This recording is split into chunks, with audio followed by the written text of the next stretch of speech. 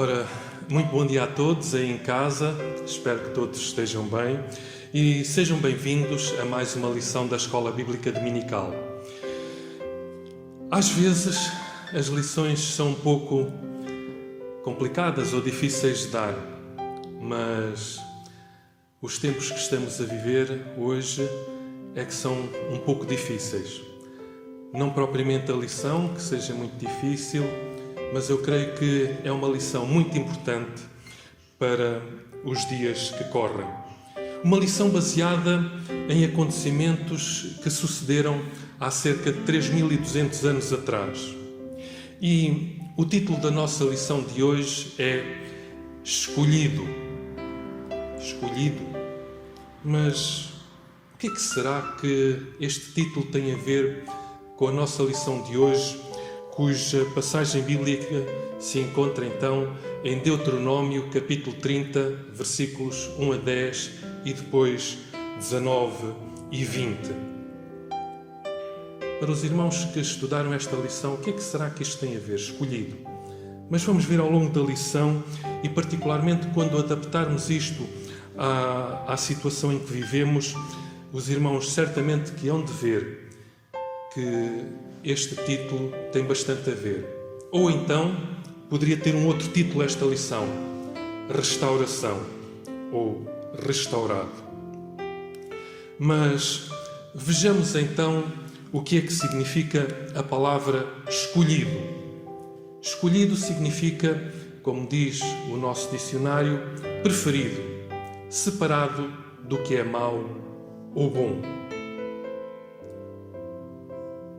Este texto bíblico que hoje vamos estudar foi dado ao povo de Israel há cerca de 3.200 anos atrás, como já dissemos, para que ele sentisse que era aquilo que o Senhor fez dele, um povo escolhido.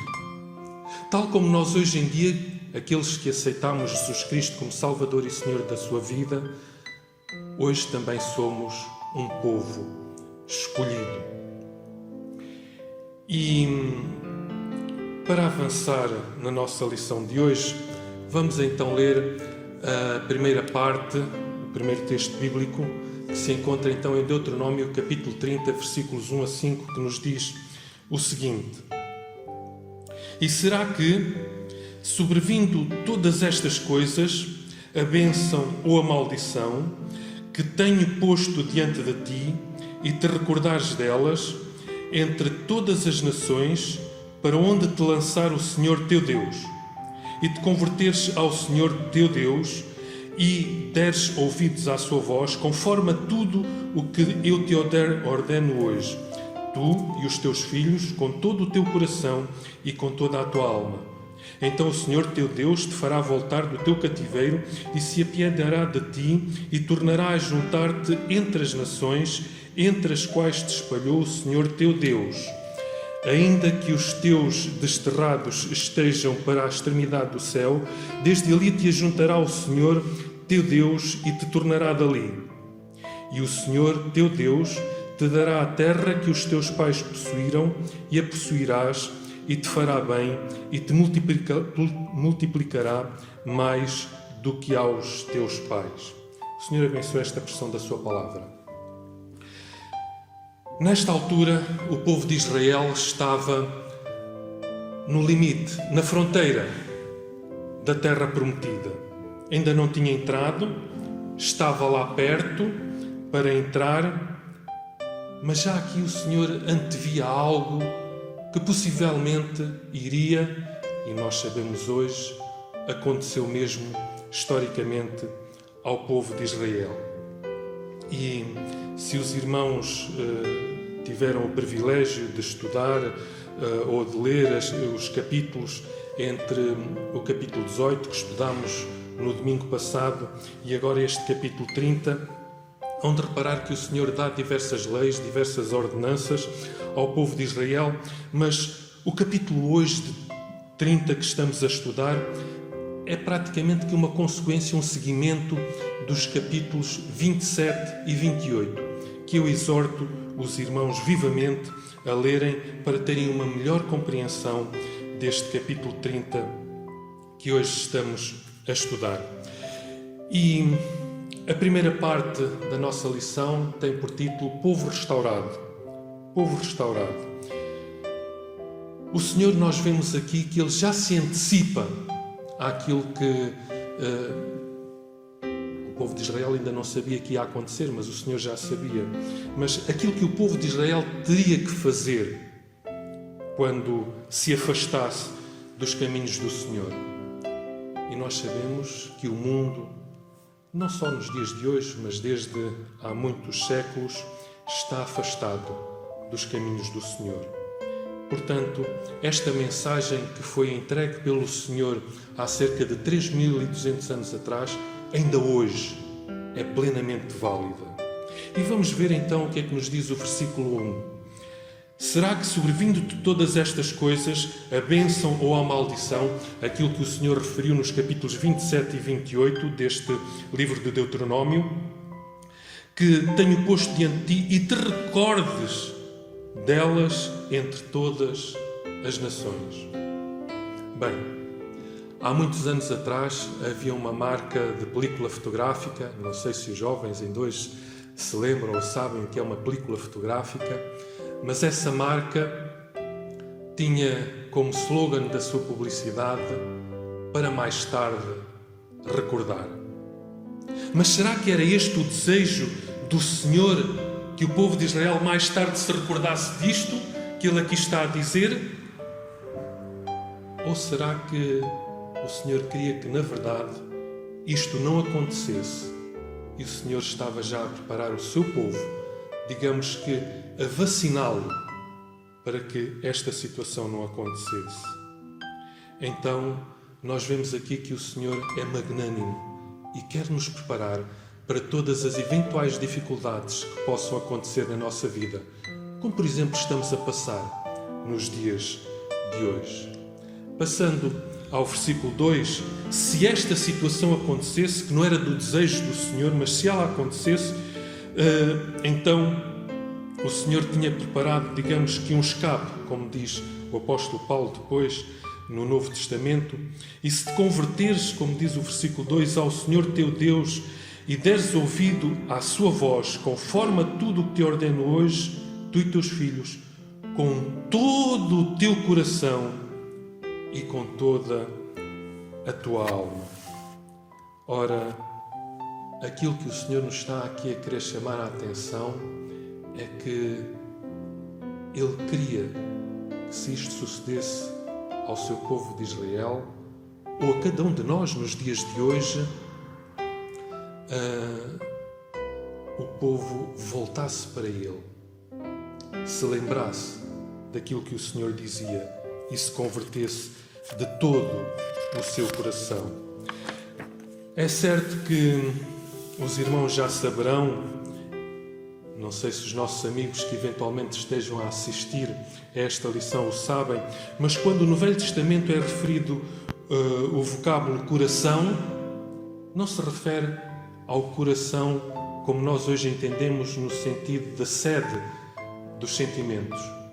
Mas o povo de Israel tinha como significado o coração, sede do seu entendimento, do seu intelecto.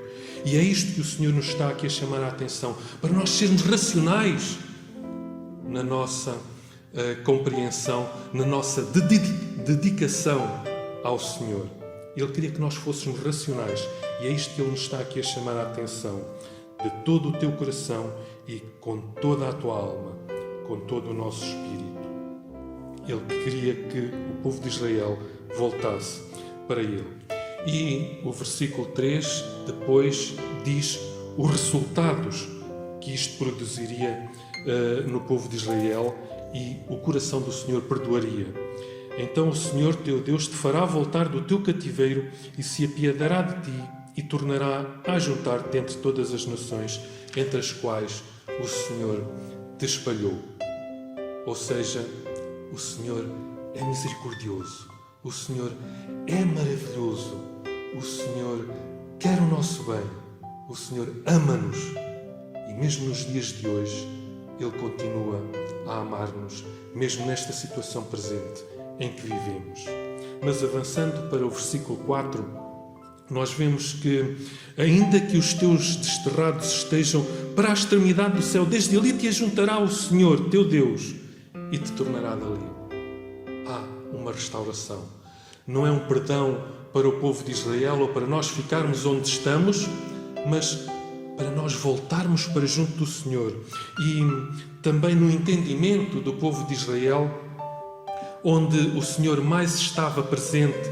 Aliás, isto até fez com que o povo de Israel tivesse uma ideia errada de que o Senhor só estaria dentro dos limites do território do povo de Israel.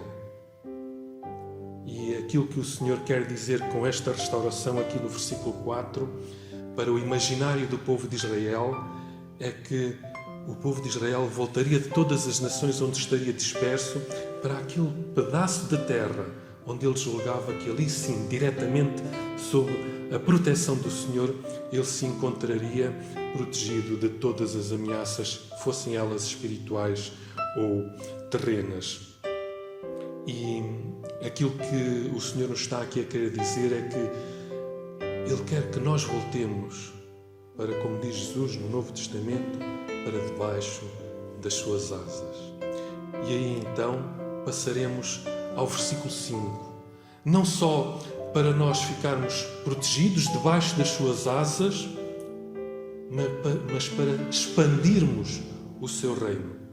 Para não ficarmos em nossa casa de braços cruzados, ou quando, se isto fossem tempos normais, ir para a escola ou ir para o nosso local de trabalho e lá não dizermos nada a ninguém, não falarmos a ninguém das boas novas de Jesus Cristo ao mundo, as boas novas de Deus.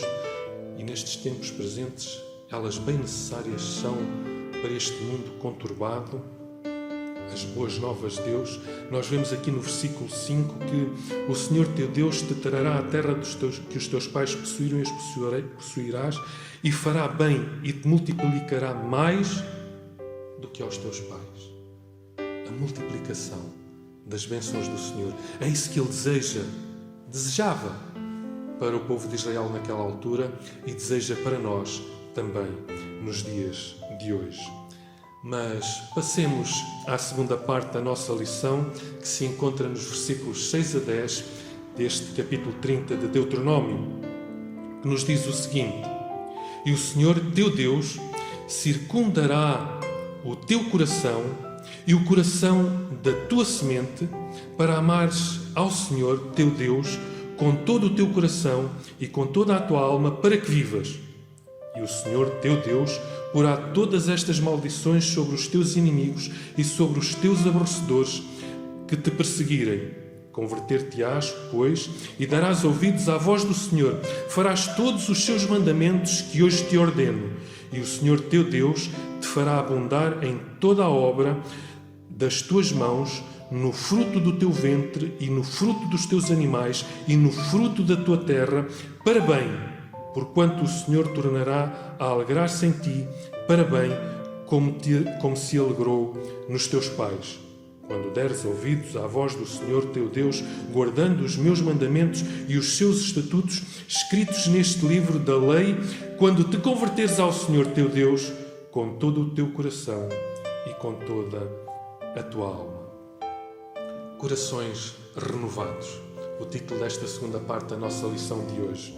E o primeiro versículo, o versículo 6, fala-nos da circuncisão do coração, ou seja, a entrega do nosso coração, do nosso entendimento, da nossa mente a Deus, do nosso intelecto ao Senhor, como símbolo, como significado da nossa união ao Senhor. Tal como a circuncisão do prepúcio no povo de Israel significava que era um povo especial, um povo escolhido por Deus para o servir, para o engrandecer, para o glorificar, assim nós hoje devemos sê-lo.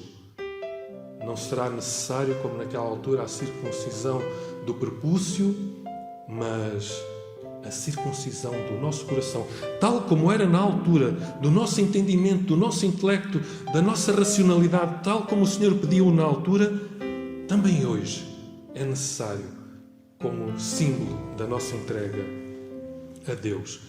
Mas no versículo 7 diz que aqueles que nos fizerem mal, tal como aqueles que fizeram mal ao povo de Israel naquela altura, serão castigados. Tu que estás aí em casa a ouvir-me ou ouvir o Senhor neste momento e ainda não entregaste a tua vida a Jesus Cristo, atenta para isto, porque o Senhor castigará aqueles que porventura não dobrarem os seus joelhos e não aceitarem Jesus Cristo como Salvador e Senhor da sua vida, porque Ele é cioso, Ele é protetor do seu povo. E por isso ele põe aqui assim neste versículo 7 que porá maldições sobre todos os teus inimigos e sobre todos os teus aborrecedores que te perseguirem. O Senhor é um Deus justo e de certo que não deixará a sua justiça por mãos alheias, até porque essas mãos alheias pura e simplesmente não existem. Ele é o único ser justo, justíssimo em todo o universo. Isto se nós conseguirmos abarcar todo o universo que existe.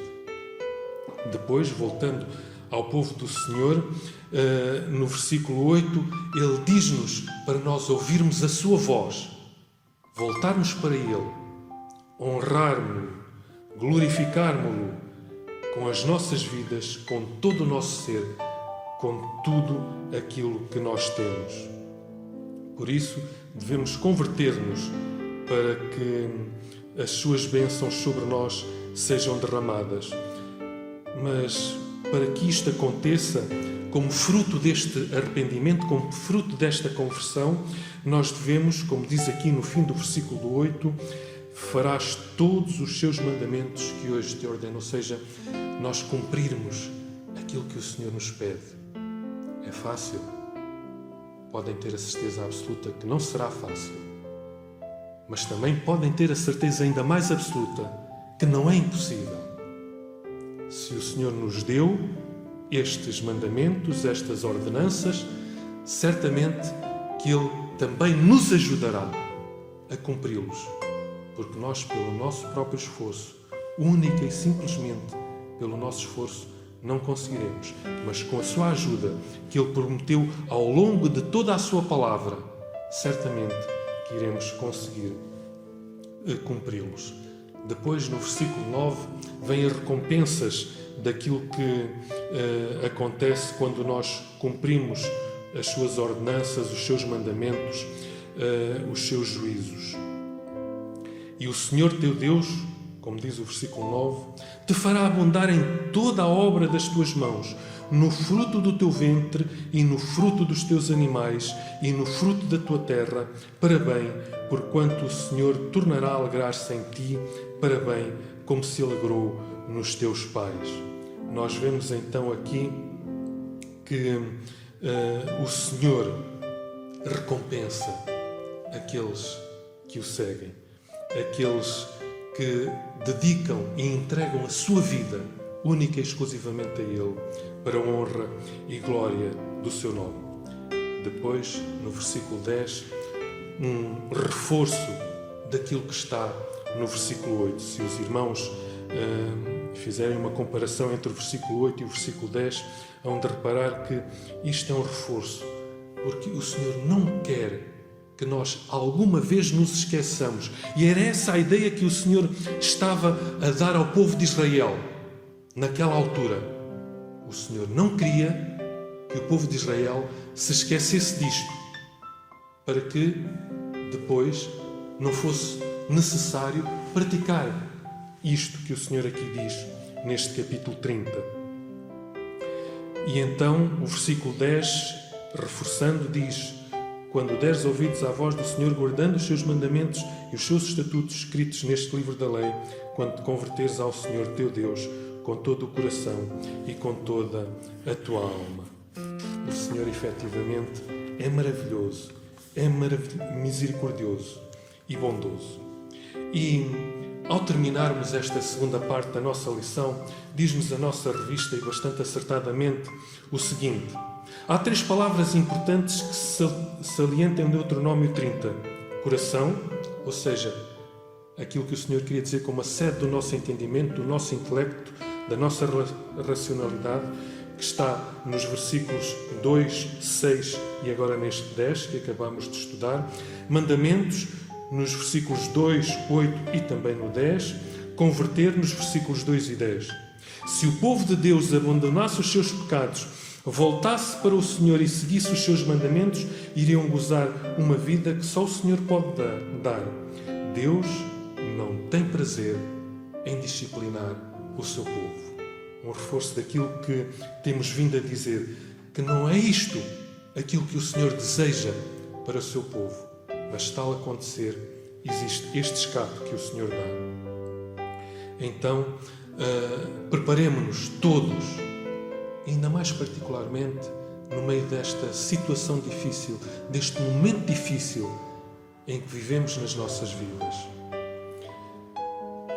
Agora, passando para a terceira parte da nossa lição, Escolha Justa, é o seu título, que se encontra nos versículos 19 e 20, eu exorto os irmãos, assim que puderem, lerem os versículos 11 a 18, na qual o Senhor tece algumas considerações interessantes e que nos preparam para estes versículos 19 e 20. E então eu exorto os irmãos, os amigos, aqueles que nos estão a ver e a assistir a esta lição da Escola Bíblica Dominical, a ler, a meditar sobre estes versículos 11 a 18, para melhor termos uma compreensão destes versículos 19 e 20 que agora vamos ler. Diz-nos o seguinte, a palavra do Senhor: os céus e a terra que tomo hoje por testemunhas contra vós, que te tenho proposto a vida e a morte, a bênção e a maldição. Escolhe, pois, a vida para que vives, tu e a tua semente, amando ao Senhor teu Deus, dando ouvidos à sua voz e te achegando a Ele, pois Ele é a tua vida e a longura dos teus dias, para que fiques na terra que o Senhor jurou aos teus pais, a Abraão, a Isaque e a Jacob, que lhes havia de dar. Então, no versículo 19, nós vemos que o Senhor põe uma escolha diante de nós. E, reforçando algo que certamente todos saberão, a primeira frase do versículo 19, os céus e a terra tomo hoje como testemunhas. Se os irmãos, os amigos que estão a assistir a esta lição da Escola Bíblica Dominical se lembrarem, no Velho Testamento nada poderia ser decidido, nenhum julgamento poderia ser decidido se não houvesse no mínimo 2 testemunhas para que aquilo que estivesse a ser confrontado no julgamento pudesse vingar, pudesse ser tido como algo correto, como algo certo. E nós vemos aqui que o Senhor, não tendo mais nada como sua testemunha, toma os céus, primeira testemunha, e a terra, segunda testemunha, para que se confirme que aquilo que Ele está a dizer é verdade e que se vai cumprir. Tenho-te proposto a vida e a morte, a bênção e a maldição. Escolhe, pois, a vida para que vivas, tu e a tua semente. Nos dias de hoje, costuma-se dizer que é sempre bom nós ajudarmos os outros a tomarem a sua decisão. E vejam aqui a misericórdia e o amor do Senhor para com cada um de nós. No fim deste versículo 19, o que é que Ele nos diz? Escolhe, pois, a vida para que vivas, tu e a tua semente. E é isso mesmo que o Senhor quer que aconteça na vida de cada um de nós, que nós escolhamos a vida. No meio de todo este cenário de morte que vivemos e de doença que vivemos à nossa volta nos dias de hoje, mais uma vez, o Senhor, no seu imenso amor, no seu imensurável bem-querer que nos deseja, diz-nos, olha, ajuda-nos a escolher, olha, escolhe a vida para que vivas. O Senhor é tão bom, é tão misericordioso. Aleluia. Louvado seja o seu nome. E no versículo 20 vemos as consequências desta escolha. Amar ao Senhor, o nosso Deus, dando ouvidos à sua voz, achegando-nos a Ele, pois Ele é a nossa vida e a longura dos nossos dias, para que fiques na terra que o Senhor jurou aos teus pais, a Abraão, Isaque e Jacó, que lhe havia de dar. Noutra porção da palavra do Senhor, Deus diz que é Deus de vivos. E sendo Deus de vivos, Ele está aqui a querer dizer que Abraão, Isaque e Jacó também estão vivos, juntos, com Ele. E é também aí que o Senhor quer que nós estejamos certamente com as nossas vidas quando nós sairmos deste mundo. Isto, se entretanto o Senhor Jesus Cristo não voltar, não é? Porque não sabemos, Ele não nos diz o dia exato em que Ele vai voltar. Como aplicação à vida, temos uma aplicação que é talvez um pouco longa. A nossa revista diz-nos o seguinte, e aqui nós vamos adaptar esta lição, estes acontecimentos que se deram há cerca de 3.200 anos atrás, vamos aplicá-los aos nossos dias de hoje e mais particularmente à situação em que vivemos, particularmente nesta altura da nossa vida. Diz-nos a nossa revista o seguinte, no aplicar à vida. Deus procura restaurar um povo santo para si. Deus alegra-se na obediência em amor do seu povo. Deus honra aqueles que escolhem amá-lo. Mas o que terá isto a ver com a situação com que nos defrontamos hoje? O que terá a ver o título da nossa lição escolhido a ver com esta situação que nós vivemos no dia de hoje? Como todos sabem, estamos a viver momentos históricos, pois o último momento idêntico a este foi vivido exatamente há 100 anos atrás pelos nossos bisavós. Na altura, com cerca de metade da população atual, morreram cerca de 120 mil portugueses, devido à febre, foi o nome que se deu na altura, à febre espanhola, à gripe espanhola. Portanto, na altura, há cerca de 100 anos atrás, Portugal tinha pouco mais de 5 milhões de habitantes e morreram cerca de 120 mil portugueses. Graças ao Senhor, as condições hoje são outras e desejo que não cheguemos a tais números. Como temos vindo a dizer, há cerca de 3.200 anos atrás houve uma situação idêntica. A um povo escolhido foi pedido para não sair de casa, como nós lemos em Êxodo, capítulo 12, versículo 22, na sua terceira parte. Porém, nenhum de vós saia da porta da sua casa. Porém, nenhum de vós saia da porta da sua casa. Antes de passar ao ensino deste versículo, gostaria de partilhar uma observação com os irmãos e amigos.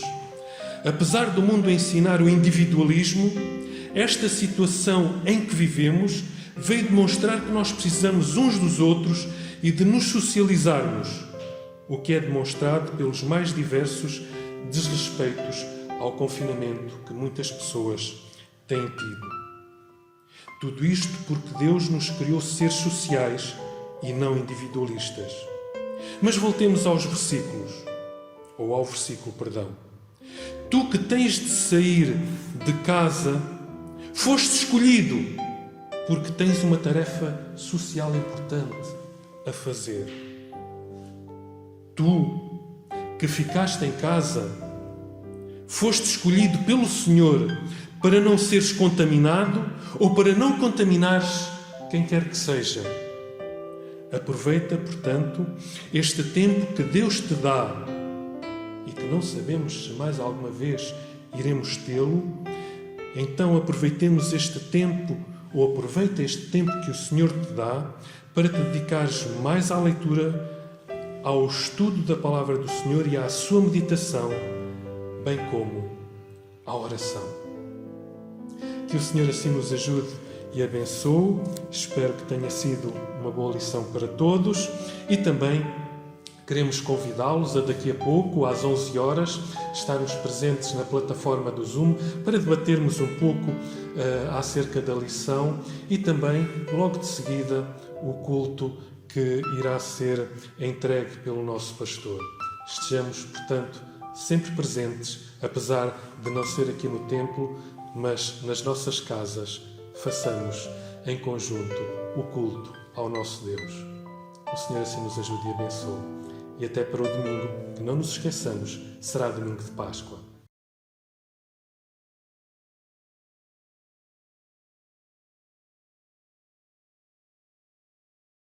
A melhor oração é o amor. A melhor oração é o amor. Olá! Já chegaram. Sejam todos muito bem-vindos. E eu aqui entretida à procura de coisas novas para aprendermos. Pois é, hoje vamos aprender acerca da oração. O que é oração? Por que é que devemos orar? E ainda, se existe alguma forma e um sítio específico para orar? Tanta pergunta. Venham, vamos saber todas as respostas.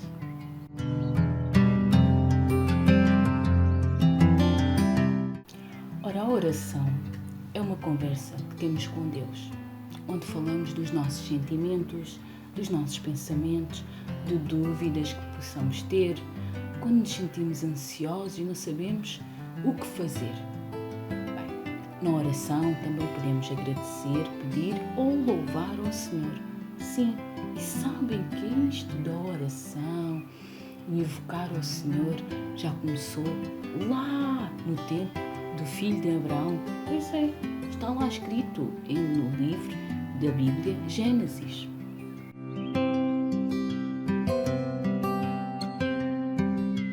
Sabiam que os discípulos de Jesus lhe pediram para que ele os ensinasse a orar? Pois é, Jesus, além de, lá em Mateus, no capítulo 6, ensinar a oração do Pai Nosso, explica também que a oração não deve ser feita daquelas repetições e sempre as mesmas palavras, assim uma oração sem sentimento. Deve ser uma oração sincera, em que abrimos o nosso coração a Deus e em que temos a certeza que só Deus pode atender a nossa oração. E sabem outra coisa? Não precisam estar sempre a orar de olhos fechados, pois é, podem orar de olhos bem abertos, em pensamento, pois é, podemos orar quando estamos na escola ou ainda quando vamos passear ou quando vamos fazer exercício físico. Orar pensando e orando. Exercício.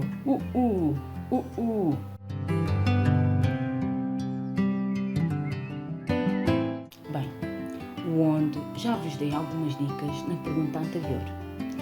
Bem, nós não devemos ter vergonha de orar a Deus. No entanto, podemos orar em qualquer lugar, no nosso pensamento. Por isso, se calhar é a melhor forma quando estamos em locais públicos, é orarmos com o nosso pensamento. E quando? O quando é quando nos apetecer. Podemos orar sempre. A carta que Paulo escreve aos Tessalonicenses diz: orai sem cessar. Então, quer dizer que podemos orar sempre. Ele diz também em todas as ocasiões. Ou seja, a pergunta de há pouco, na praia, passear, no ginásio, na escola, podemos orar sempre e em todas as ocasiões. Quando estamos tristes, quando estamos alegres, quando nos sentimos sozinhos, sem amigos, quando achamos que não temos ninguém. Temos sim. Deus está lá e ouve as nossas orações.